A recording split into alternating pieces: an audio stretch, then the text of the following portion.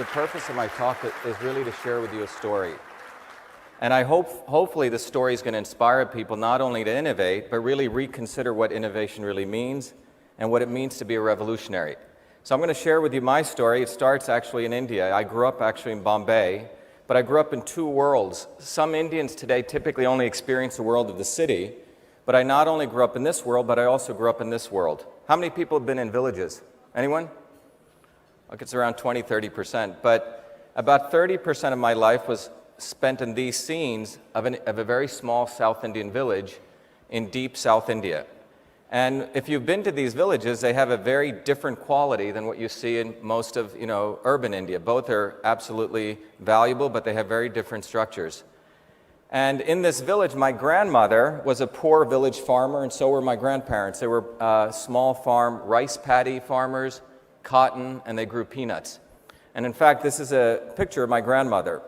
So you don't find, I don't know how many people have had grandmothers, but my grandmother had tattoos, but she was a shaman. In the Indian tradition, there's two systems of Indian medicine some of you may know of called Ayurveda and Siddha. How many people have heard of them? Most people, okay.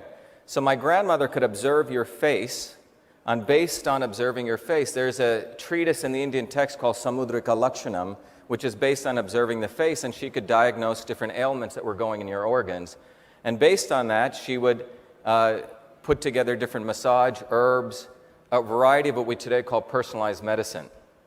And in this environment, I also grew up in another world. My grandmother taught me the great stories of Ram, fighting Ravana, and the deep loyalty among, Hanuman and Ram. So it was a very interesting environment I grew up in because I grew up with these epic stories. But in these epic stories, the heroes that I worshipped were not, probably some of the heroes that are popularly known in Indian history, but they were people like Bhagat Singh, Crazy Horse. These were revolutionaries, Che Guevara. And those were the heroes that I was brought up with as a child. So for me, when my parents, these are actually pictures of my sister, myself, and my parents, when we emigrated to the United States, I had a much deeper sense of what India was. You see, I grew up, in India we don't talk about the fact that there does exist a caste system, but I was what you would call the lower caste. And when my parents moved to India, to the United States, we moved to Paterson, New Jersey. If you've been to Paterson, Paterson's the poorest city in the United States, predominantly African American. And in about 7 years, my parents moved to the wealthiest city in the United States because, as you know, most Indians care about education, and education was core. So whatever money they saved, they moved to the better public school systems.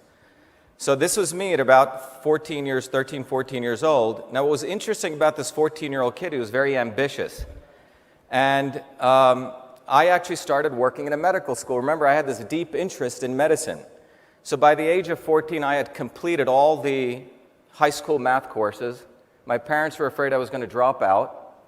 And I ended up getting accepted to New York University, which is one of the prestigious U.S. universities. In fact, I got accepted into their computer science program, where 40 students were accepted. I was the only Indian. And in that computer science program, I graduated #1. And in the summer of that, my mother introduced me a physicist who ran a medical college in Newark, New Jersey. Anyone heard of Newark, New Jersey? Yes? Well, Newark is, again, predominantly 95% African American. Very few people, white people, in fact, go there. In fact, I was joking with, I think, Brian Shaw, and he said, today even people don't go there. So in that medical school was a high-energy experimental physicist by the name of Les Michelson.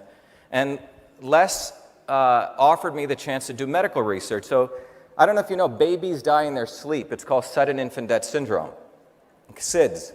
So I was looking at baby sleep patterns, and this is a research project I wanted to do to find out if you could observe baby sleep patterns and predict the onset of an apnea.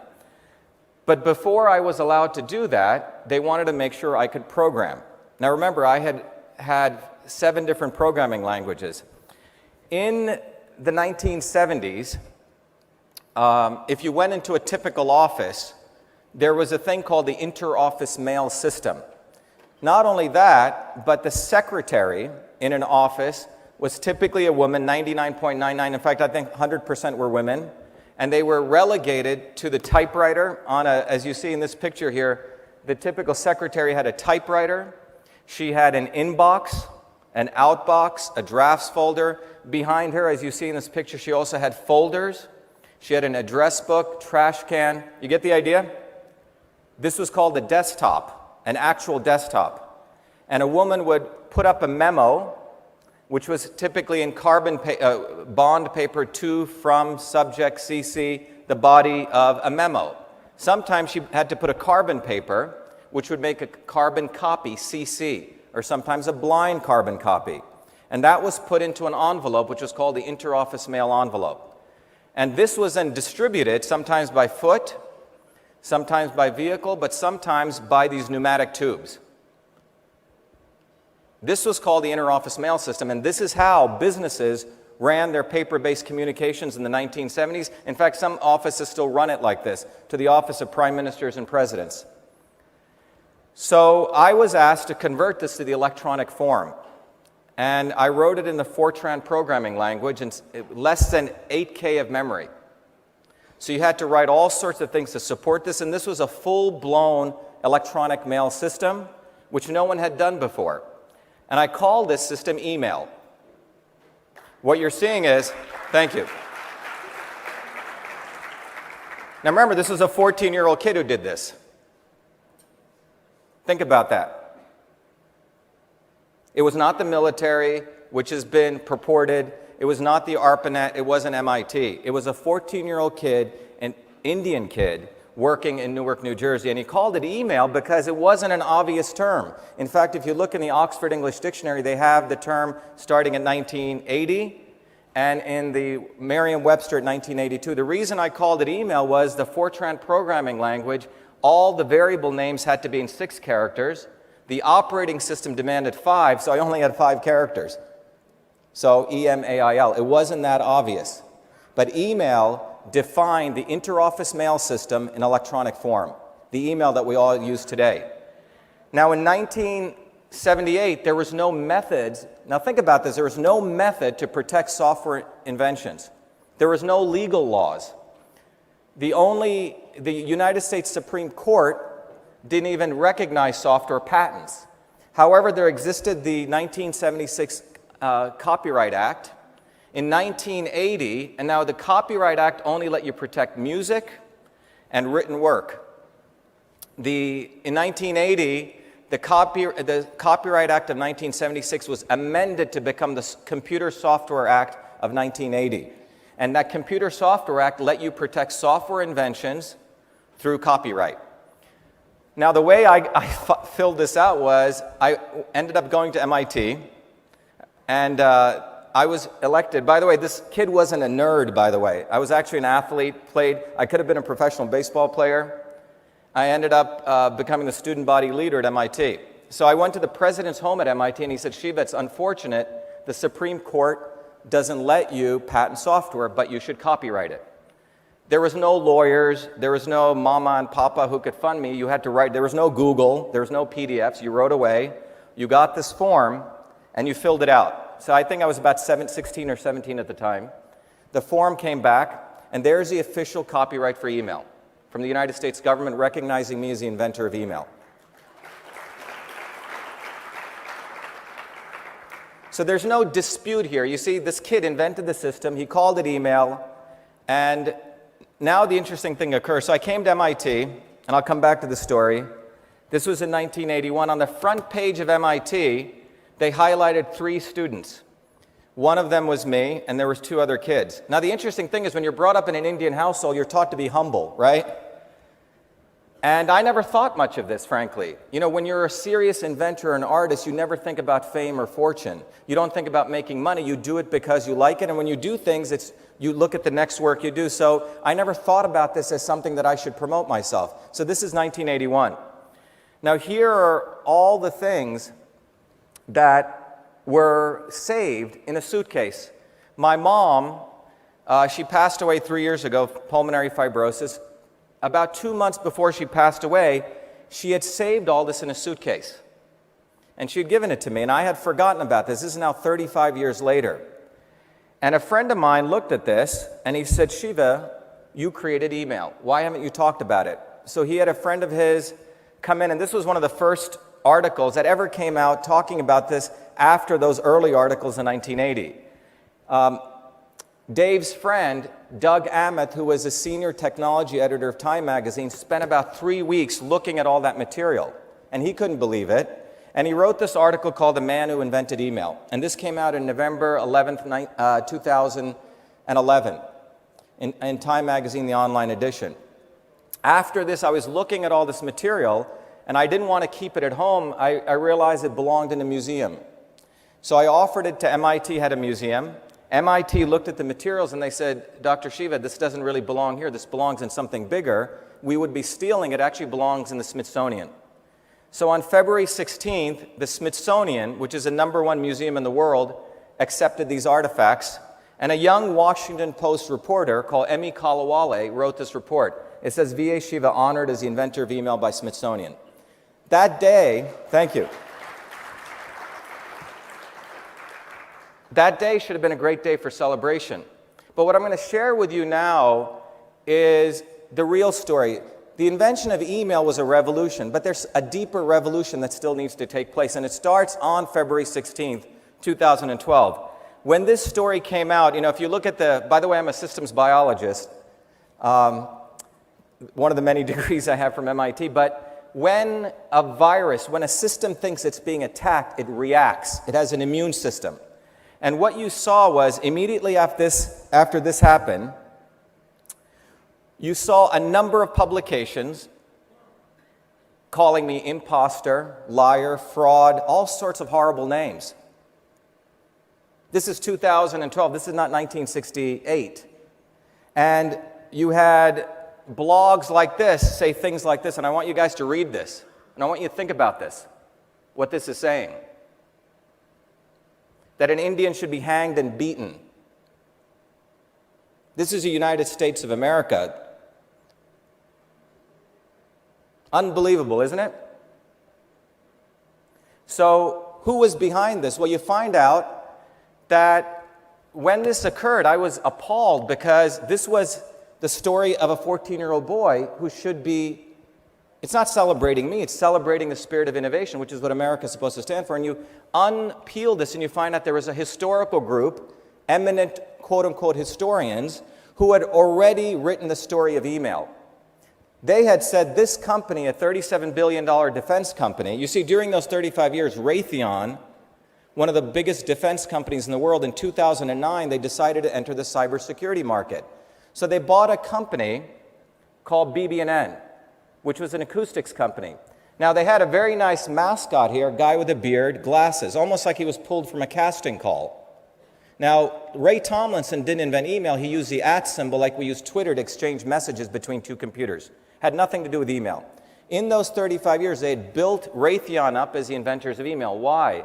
Because Raytheon wanted to compete against Lockheed and General Dynamics. And if anyone who does branding, it's a beautiful website. It looks like they're the inventors of email. When that stuff went into the Smithsonian, it put a wrench into the history that these historians had written. The unfortunate thing for them was that the inventor of email was still alive. Typically what happens is history is written by the victors and there's no one else to challenge it.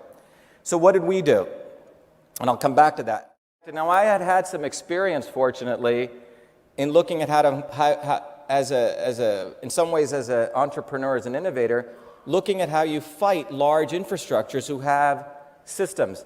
This is a picture of me burning the South African flag on the steps of MIT.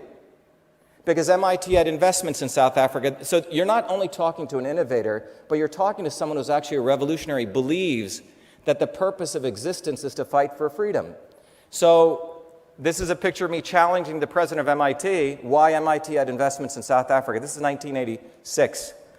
And this is me fighting for one of my friends who had been thrown in jail by the Sri Lankan government. So, and this is me on my PhD day asking the US to get out of Iraq. Half of the people booed me, and the other half gave me a standing ovation. The point is you have to do what's right in life, and I believe that's what I was doing in this situation. So, getting back to the invention of email, you see, so the unfortunate thing for those people who were attacking me, I wasn't just some kid or a nerd who'd built something. I actually had some political experience. So what did we do? We went back And I had 3 MIT students who stayed in the MIT libraries for 6 months, and we went through everything, because when you're attacked like this, you start thinking something's wrong with you. It attacks your self-worth, and you have to go deep down into yourself to believe in who you are.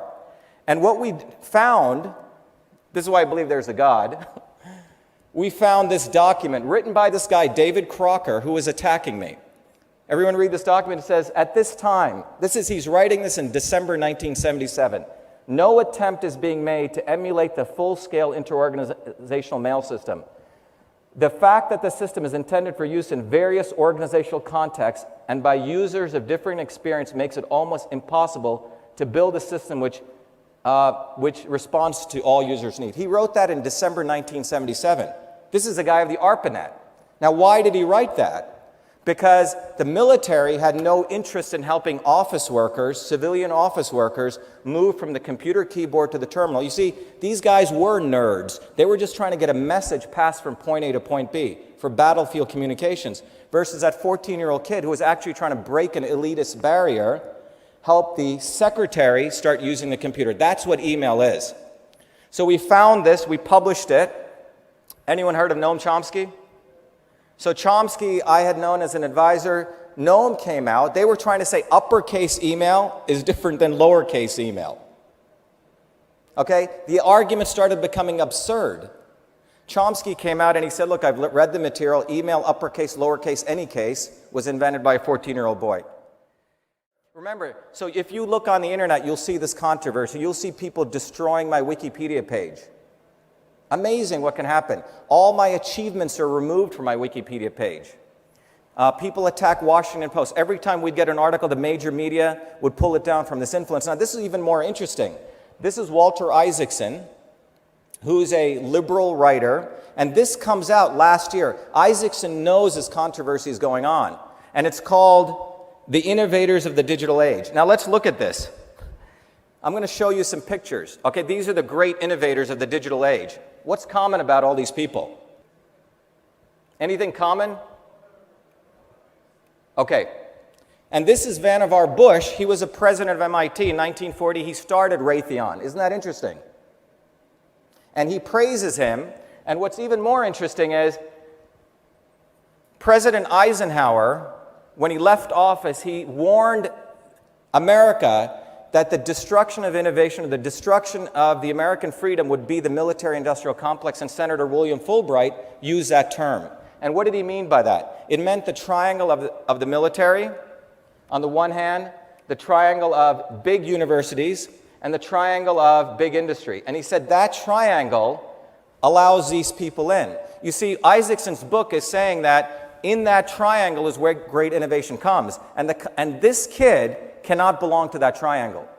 You see, when I was at MIT, I was on the front page of MIT 3 times. But when I said email was done outside of that triangle, it destroys a narrative, because a narrative is all great innovations come out of war, that you have to kill and maim people, and then you get innovation. But the fact is, all great innovations, and that goes back to the history of India 5,000 years, does not come out of war. It comes out of actually solving civilian problems, solving day-to-day things. That kid was not solving a military problem. He was solving a civilian problem. How do you move the secretary from the typewriter to the terminal? You follow me? That's what this is about. Now, this story isn't that different than if you read this book called The Inside Job, a movie that came out, which talks about this eminent professor who wrote an article, beautifully written scholarly article that says that, Iceland is a great economy to invest in. A few months later, the Icelandic economy falls, 2009, and that's when the entire crash took place. But that eminent scientist was never put in jail. Here's another example. For 50 years, we were told that smoking was good for you. In fact, this book came out 50 years later. Scientists and other people collaborated to get this kind of stuff out. 50 years later, we find out smoking is bad. But the history of innovation and the struggle of innovators doesn't only go back 50 years. You can look at Galileo. Galileo had actual evidence. The sun is the center of the solar system. He was crucified. And it was only in 1992 that the Catholic Church that they said they made a mistake. Everyone heard the term entrepreneur, right? Where does it come from? Well, most people will tell you it comes from French, 1852. entreprendere. But there's another older term, antaprerana, okay? Which is 1,000 year BC, 3,000 years ago, and it actually means driven by insight.